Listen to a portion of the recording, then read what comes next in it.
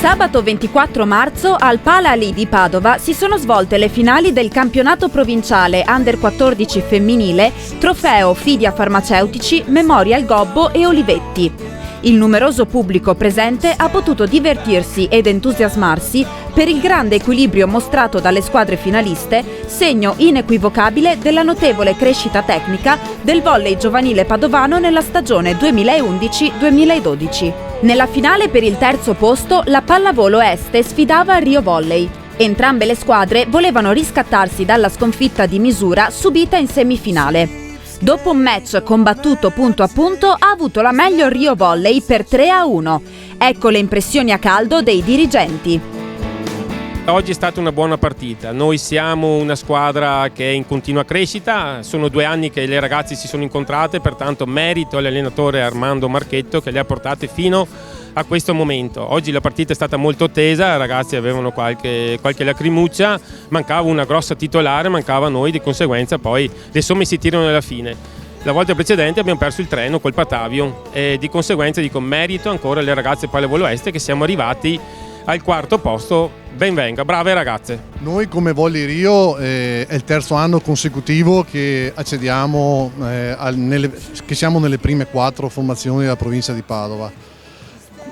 Sicuramente quest'anno le 4 squadre che si sono giocate i primi 4 posti sono molto forti, molto simili. Noi siamo contenti del nostro terzo posto. Abbiamo nella nostra formazione 2 ragazze del 2000 e quindi siamo molto soddisfatti. Pool Patavium Limena e Agna Volley sono approdate alla finalissima con un sudatissimo tiebreak. Le 2 squadre si erano già incontrate nel loro girone di eccellenza per ben 2 volte e il Limena aveva sempre avuto la meglio. Nel match clou per la conquista del titolo, l'Agna ha messo più grinta delle avversarie, riscattando con un rotondo 3-0 le precedenti sconfitte in campionato. Le parole dell'allenatore del Pool denotano la delusione per un titolo perso nella gara decisiva. Da parte nostra non abbiamo giocato purtroppo bene come siamo espressi in altre occasioni, gli scontri diretti precedentemente con l'Agna li avevamo vinti ma stavolta è andata male e purtroppo onore e merito all'Agna che ci ha battuto sul campo nettamente. Ripeto, purtroppo abbiamo giocato male, è il giusto risultato se si gioca male questo. Tra semifinali e finali comunque c'è stato un buon livello tecnico, dominato comunque dalla battuta contro la ricezione che purtroppo si soffre e proveremo a rifarci alle regionali anche se sarà durissima perché ci sono realtà molto più forti di noi e di Padova in generale.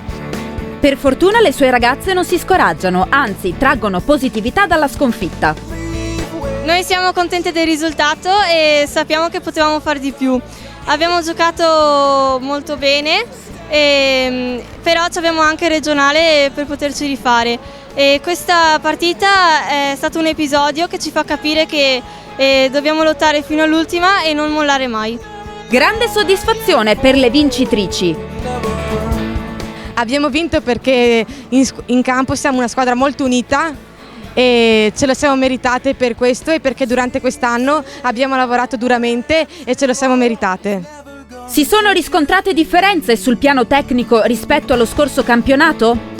Le squadre qualificate potranno dire la loro ai regionali?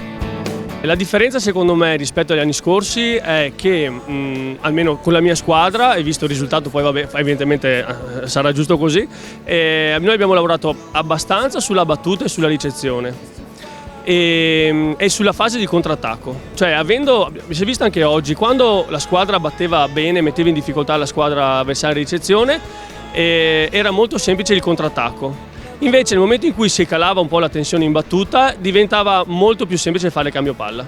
Quindi secondo me